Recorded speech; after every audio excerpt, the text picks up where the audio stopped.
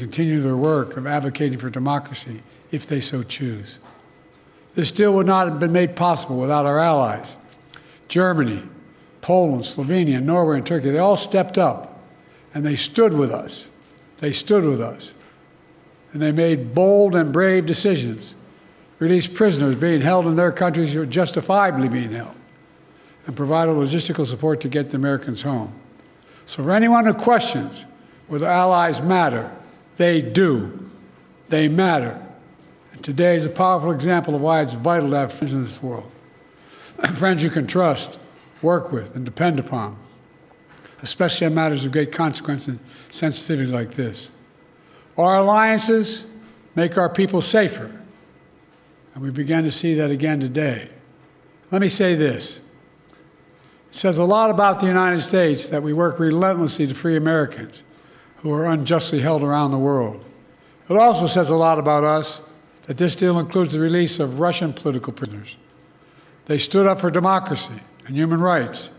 Their own leaders threw them in prison. The United States helped secure their release as well. That's who we are in the United States. We stand for freedom, for liberty, for justice, not only for our own people, but for others as well. And that's why all Americans can take pride in what we've achieved today. I want to thank everyone in my administration who helped make this happen. Our work did not start just on day one. It started before day one. During the transition, I instructed our national security team to dig into all the cases of hostages being wrongfully detained, which were inherently, well, we inherited them from the prior administration. I wanted to make sure we hit the ground running, and we did.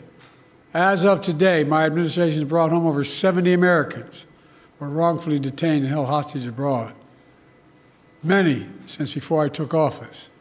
Additionally, I issued an executive order in 2022 authorizing penalties like sanctions and travel bans on those who hold Americans against their will.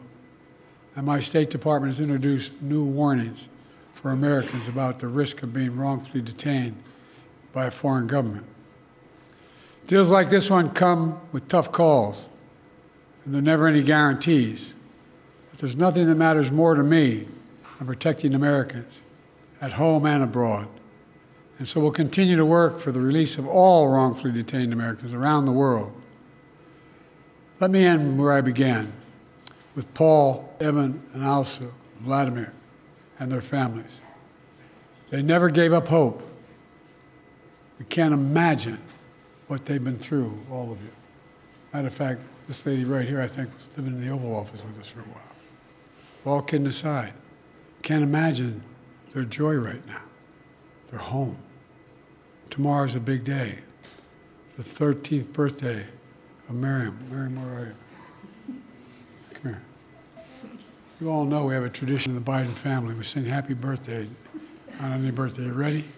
All of you. Happy birthday to you. Happy birthday to you. Happy birthday, dear Miriam. Happy birthday to you. Remember, no serious guys till you're 30. God love you. She's Al Sue's daughter. Now she gets to celebrate with her mom. That's what this is all about. Families able to be together again, like they should have been all along. So I want to thank you again to everyone who did their part. In just a few hours, we'll welcome home our fellow Americans. We're looking forward to that. God willing, we're going to be out at Andrews and get that done. So thank you, thank you, thank you. And this is a good day. What did you say to him on the phone, sir? What did